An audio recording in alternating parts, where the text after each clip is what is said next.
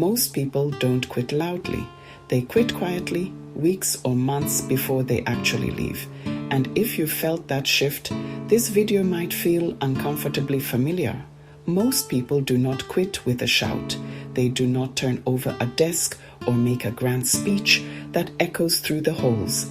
There is no slamming of a door that rattles the frame. The departure that truly matters, the one that precedes any formal notice, happens in near silence. It is a quiet resignation of the spirit, an internal letting go that makes no sound at all. You can see it in the small empty spaces of a day. It is in the chair that sits vacant a minute longer after a meeting ends. It is in the tired stare out the window, watching a bird fly past. It is a slow and subtle change. It is a small pulling away from the center of things. The shift begins with things almost too small to notice. You close your laptop at the end of the day, but the click feels heavier, more final than it used to.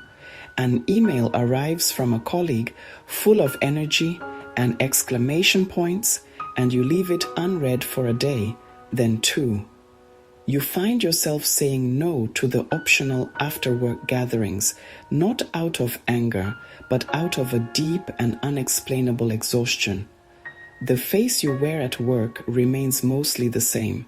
It is not anger or deep sadness, just neutral, carefully maintained to avoid questions. This is the quiet shift. It is the moment the internal contract you made with your work is broken. You did not tear it up. You simply let it slip from your fingers. This process looks so much like the ordinary that we fail to call it what it is, the beginning of leaving. You still show up, you still perform, but something internally has gone quiet. You're no longer emotionally invested. Hope, once resilient, feels depleted. A fundamental part of you has already packed its bags. The body remains, going through the motions, a ghost in the machine. And you watch yourself do it, a distant observer of your own life, wondering how long this quiet performance can last. If this feels familiar, you're not alone, and you don't need to explain yourself in the comments. Just know this video was made for you.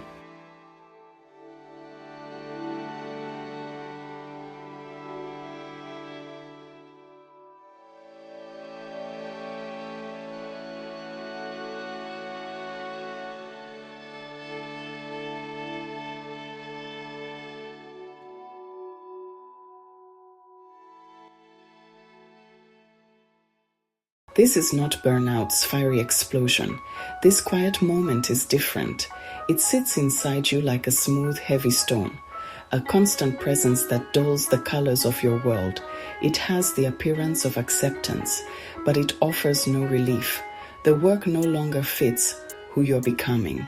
Yet, you wear it every day like an ill-fitting coat. A part of you has already moved on, yet your body remains. Your hands keep typing. Your voice keeps answering. What felt like a second home now feels like a room you are no longer part of. Each day asks for invisible emotional labor that depletes you.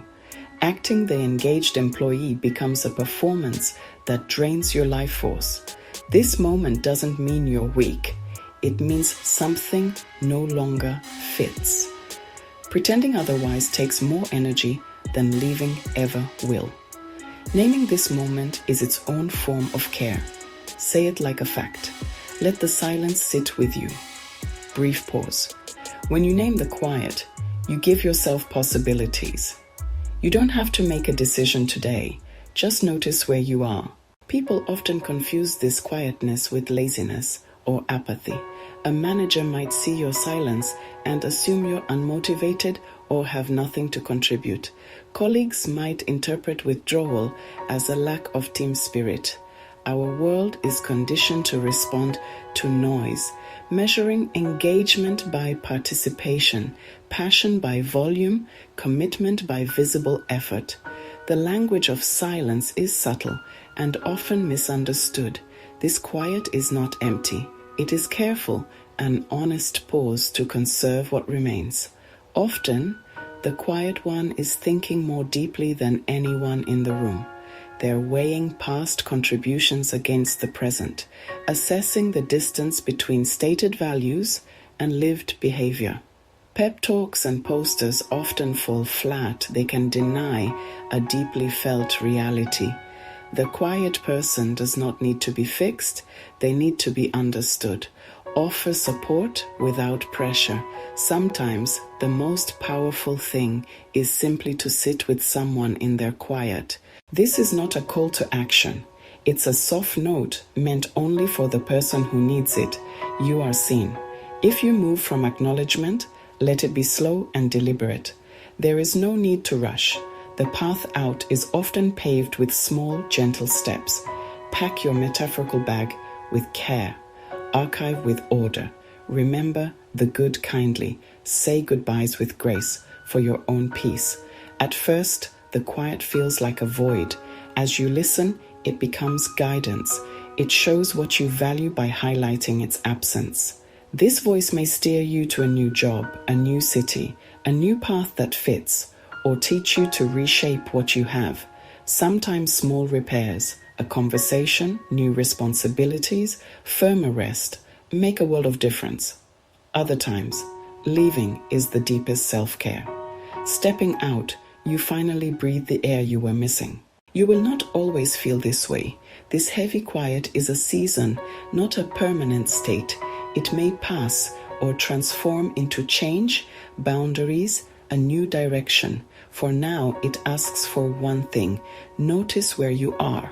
Hold the fact of your experience without fixing, fleeing, or explaining. Name it. Breathe into it. Let it be. You don't need to build a case for your feelings or justify your quietness. This experience is yours. The quiet moment before people quit is not an ending nor a verdict. It can be a beginning. You don't have to make a decision today. Just notice where you are. Naming the moment is enough for now.